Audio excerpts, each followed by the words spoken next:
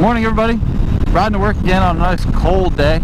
It was under 50 this morning, which isn't terrible, but cold enough to justify wearing the cold weather gloves.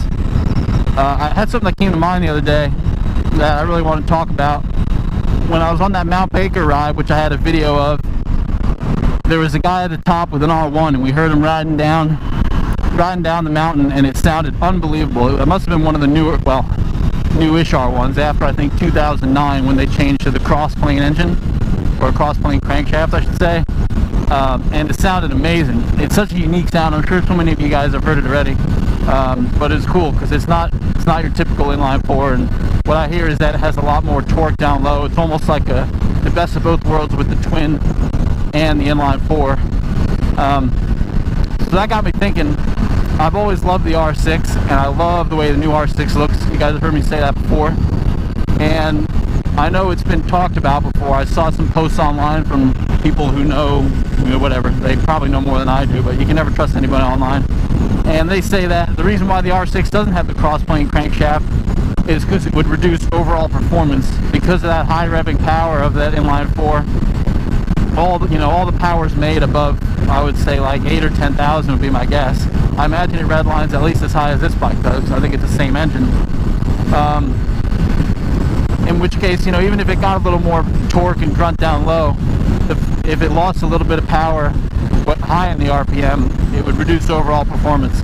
So I totally understand why maybe that hasn't happened, but I still think it'd be amazing. That sound has so much character. And what got me thinking was they have the R1M, of course, which is a crazy expensive one. They've got the R1, and they've got the R1S, which is almost the same as the R1, but with slightly higher slightly lower redline and some steel and aluminum parts instead of magnesium and titanium, whatever else. So it's a little bit heavier, and it's really not that much cheaper, which is interesting. It's only about $1,500 or $2,000 cheaper. But it got me thinking they should make an R6, Yamaha should make an R6S with the same idea, more street friendly. I don't necessarily think it should or has to be any cheaper, but if the crossplane, the crossplane crankshaft 4-cylinder has more torque down low than the inline 4, like I've heard it does. I've never ridden one, but I believe it does. I feel like that would be a great street bike for me. Maybe it wouldn't be as fast on the track, but it would be more street friendly, user-friendly power, and it would have a more broad power band. Yeah, maybe it wouldn't be quite as fast overall, but let's be honest, they would still be fast as hell. And they already have the crossplane crankshaft in a lot of the bikes, the 1000, the FZ10 and the R1. And I'm pretty sure they have it in the FJ09, FZ09, and FZ07.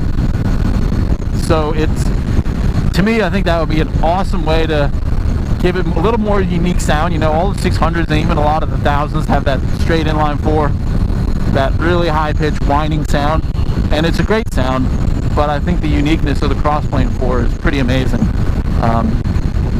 So I think it'd be cool if they made like an R6S or an R6 Heritage or something, kind of because it's following in the footsteps of the R1.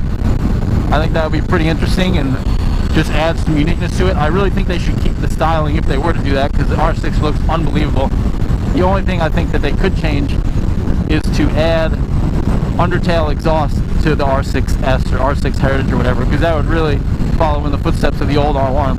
And that would be I think they should keep the ergonomics and the aggressiveness for riding, twisties and having fun, but it would be less about, I guess outright performance and more about a fun, unique bike with a lot of character.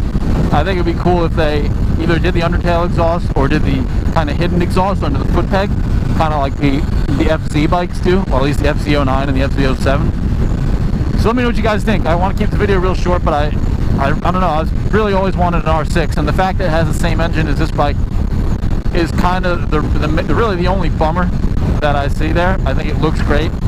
I'm not in love with the kind of standard right side single exhaust pipe as most bikes have. I really like the symmetry of the undertail or the kind of hidden exhaust under the foot peg, but otherwise the R6 is an amazing bike.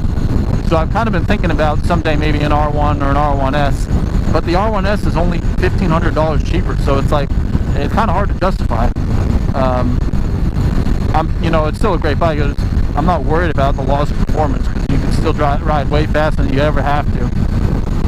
But I really like the lightweight nimbleness of the 600.